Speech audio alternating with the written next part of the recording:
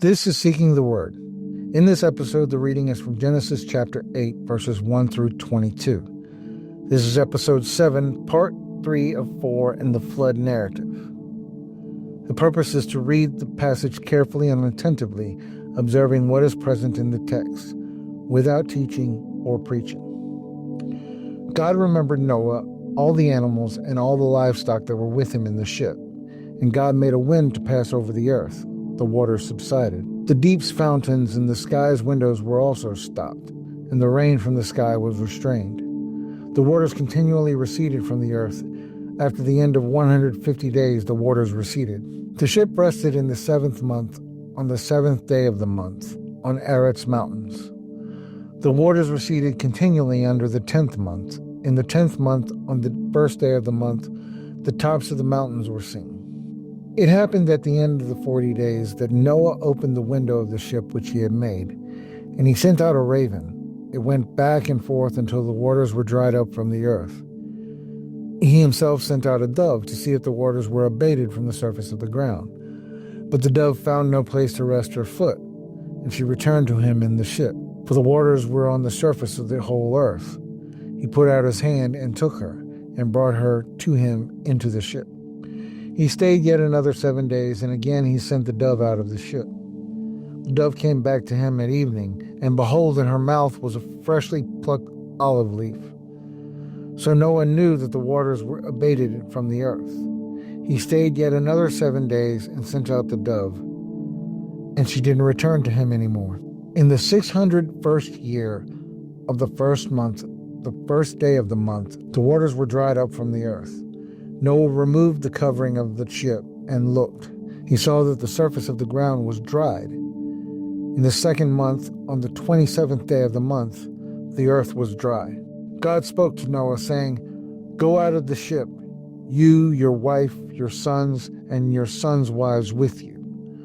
Bring out with you everything that is with you of all flesh, including birds, livestock, and every creeping thing that creeps on the earth, that they may breed abundantly in the earth, and be fruitful, and multiply on the earth."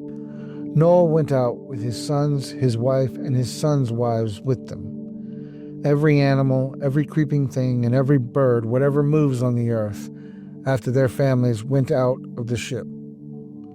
Noah built an altar to Yahweh, and took of every clean animal, and of every clean bird, and offered burnt offerings on the altar. Yahweh smelled the pleasant aroma. Yahweh said in his heart, "I will not again curse the ground any more for man's sake, because the imagination of man's heart is evil from his youth. Neither will I ever again strike everything as I have done. While the earth remains, seed and time and harvest and cold and heat and summer and winter and day and night shall not cease." The passage opens with the statement, "God remembered Noah." The text does not explain the mechanism of remembering, it simply states it. There is a reversal of earlier flood language.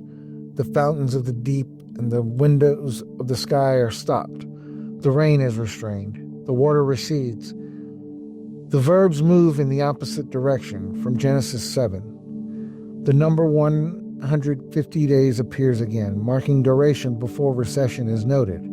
Precise dating markers continue. The timeline is carefully tracked. The pacing slows. After broad time spans, the narrative narrows to 40 days, then 7, then another 7 days. Waiting becomes emphasized. The raven goes back and forth. The dove returns twice before not returning. The olive leaf functions as the first physical indicator that vegetation is present again. When the earth is fully dry, God speaks. The command to go out mirrors earlier language of bringing in and preserving life. The phrases "be fruitful and multiply" reappear. The animals exit after their families, indicating ordered departure. Noah's first recorded action outside the ark is building an altar. This is the first altar mentioned in Scripture. He offers from every clean animal and clean bird, connecting back to the earlier distinction. Yahweh speaks in his heart. The internal declaration states that he will not again curse the ground in the same manner, even though the imagination of man's heart is described as evil from youth.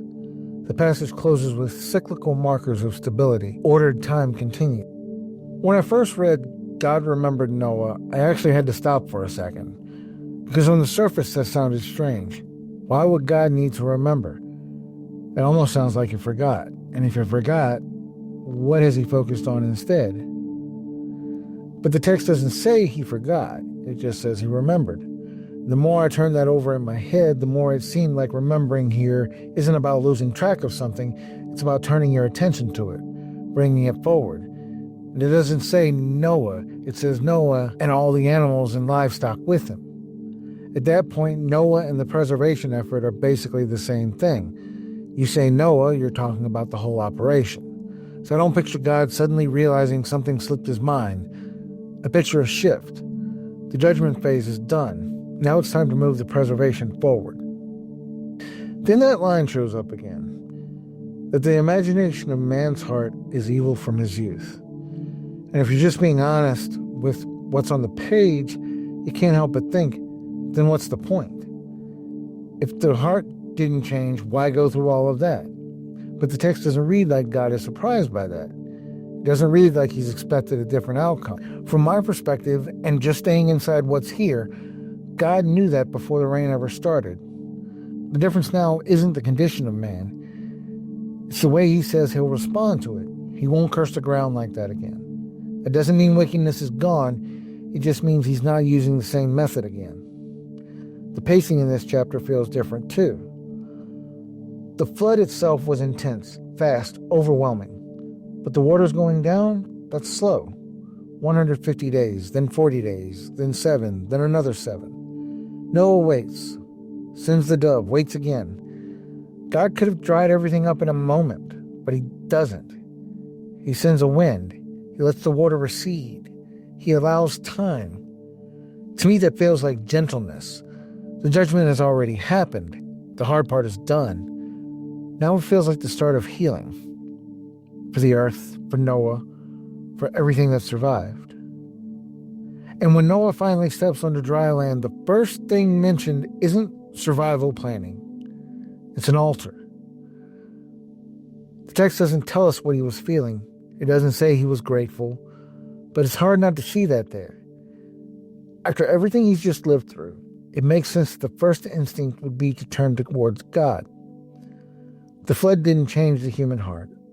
The text makes that clear, but something did shift. The seasons are named: seed time and harvest, cold and heat, day and night. Life keeps going on. And whatever God just did, he did it knowing exactly what he was doing. This episode is complete, and this is Seeking the Word.